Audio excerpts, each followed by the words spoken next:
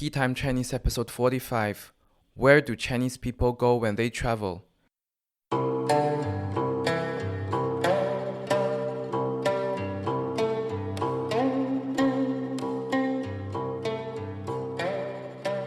Hello and welcome back to Tea Time Chinese. I'm Nathan. Did you subscribe to our YouTube channel? If you have already subscribed to it, you probably have already watched the new video from last week. The new video is called Tea Talk.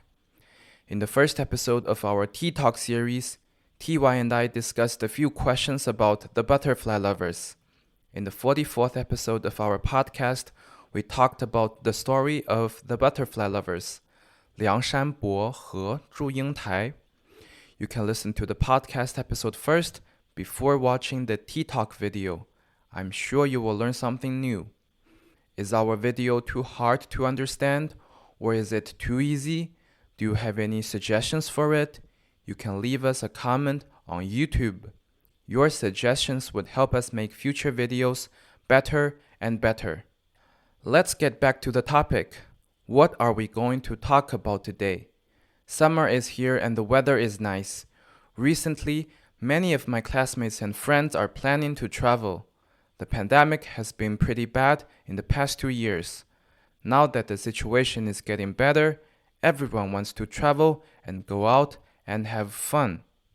Pay attention to the word 玩. Many Chinese learners know that 玩 means to play. So a lot of them got confused when hearing Chinese people say 出去玩 or 出去玩玩. What do the Chinese people play with all the time? In fact, 玩 also means to have fun. It can mean traveling. It can mean going to karaoke with friends. It can mean going out for dinner, etc. So in today's podcast, I want to share with you where Chinese people travel to every day. How many people are traveling every year? Where do they usually go? These are the questions we're going to answer today. Are you ready?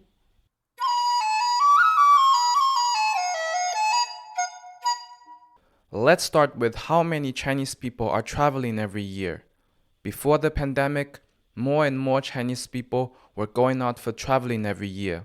In the year 2019, the number of tourists doing 国内旅游 reached 6 billion. What does 国内旅游 mean? 国内旅游 means traveling within your own country. If you're Chinese, 国内旅游 means traveling within China. If you're American, 国内旅游 means traveling within the United States. There are 6 billion domestic tourists in China in the year 2019, and there are 1.4 billion of people in China. So we can see that on average, every Chinese person traveled within China 4 times a year. How about traveling abroad? In 2019, the number of tourists who went abroad for traveling was 300 million.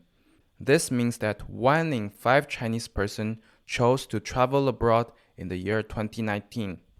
Of course, this was all in 2019 because in 2020, the COVID-19 pandemic began. People stayed at home. Traveling had become very difficult. I'm thinking maybe starting from this year, more and more Chinese people will be traveling again. So, when Chinese people travel, what are some of the most popular destinations to visit? Let's start with 国内旅游. Let's start with traveling domestically. I would like to introduce the top 3 most popular tourist attractions in China. What does 景点 mean? It means a place with a view and scenery, a place where people can go when they travel. For example, the Statue of Liberty, 自由女神像 in New York City is a 景点. The Eiffel Tower is a 景点 in France. What do you think are the most popular 景点, tourist attractions for Chinese people? Let me tell you now. The first tourist attraction is the old town of Lijiang. By its name, we can tell that this is a very old town. The old town of Lijiang is in the Lijiang city of Yunnan province, which situates in the south of China. The old town of Lijiang has a history of more than 800 years. Walking along the streets here, you will see many old houses. Also in Yunnan, we have many ethnic minorities. The old town of Lijiang is a place where many ethnic minorities live together. So you will also see many different cultures. More than 700 years ago, the grandson of Genghis Khan also visited Lijiang. The old town of Lijiang not only has intriguing culture, but also beautiful landscape. There are mountains and rivers. If you drive 15 kilometers from Lijiang, you will visit the most famous snow mountain in China, Yulong Xueshan, the Jade Dragon Snow Mountain. I remember that when I was little, my uncle took me to Lijiang and we went to the Jade Dragon Snow Mountain, Yulong Xueshan. I still keep the photos from that trip. The old town of Lijiang is a very important place for me, and I'm very happy to know that it's the most popular tourist attraction in China. The second most popular tourist attraction is Zhangjiajie. Zhangjiajie is in Hunan province, which is also in the south of China. The jie from Zhangjiajie is also the same character with the word shijie. In the old days, jie means high mountains. So Zhangjiajie literally means the mountains belonging to the Zhang's family. Indeed, 500 years ago, there was a man by the name of Zhang Wancong.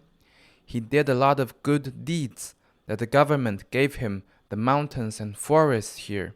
From then on, this place is called Zhangjiajie, the high mountains belonging to the Zhang family.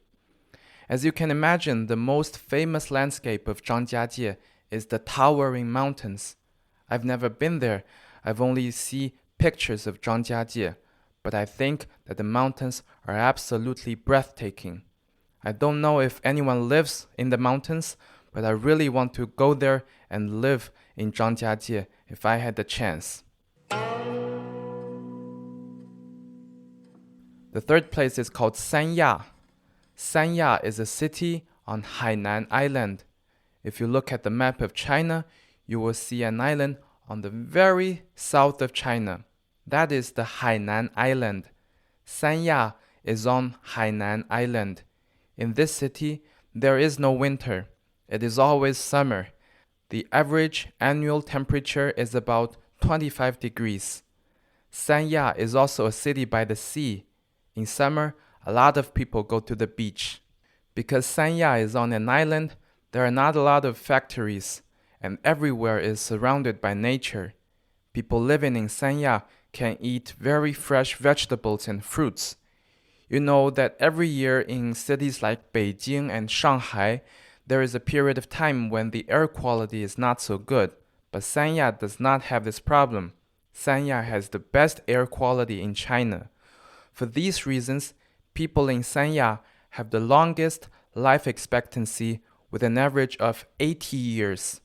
Sanya is also known as the Hawaii of China.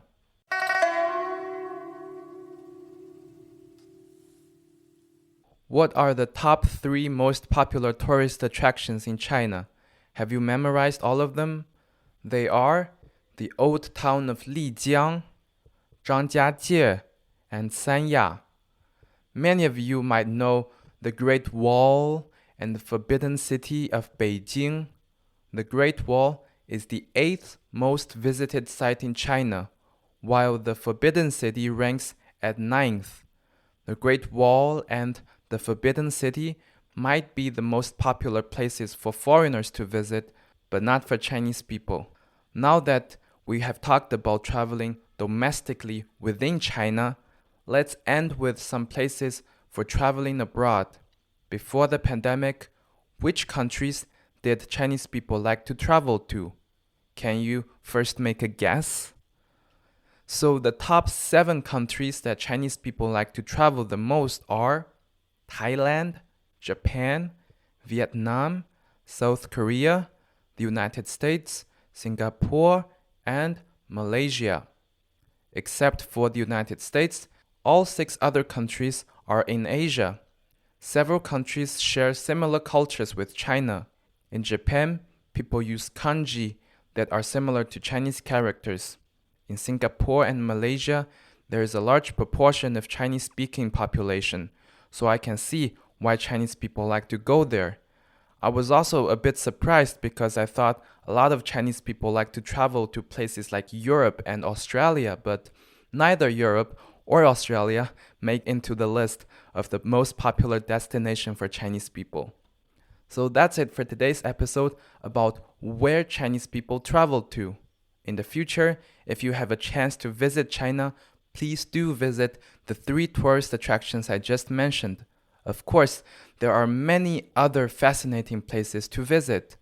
On Patreon, we will introduce more of our favorite tourist attractions in China. If you have ever been to China, please tell us on YouTube where you have been to. Have you been to the 3 tourist attractions that we mentioned today? If you have never been to China, please tell us what are the most famous tourist attractions in your country. Are you planning to travel this summer? And where are you going? I look forward to hearing from you. That's all for today's Tea Time Chinese podcast. Thank you for listening and for your support. I am Nathan. Until next time, bye-bye.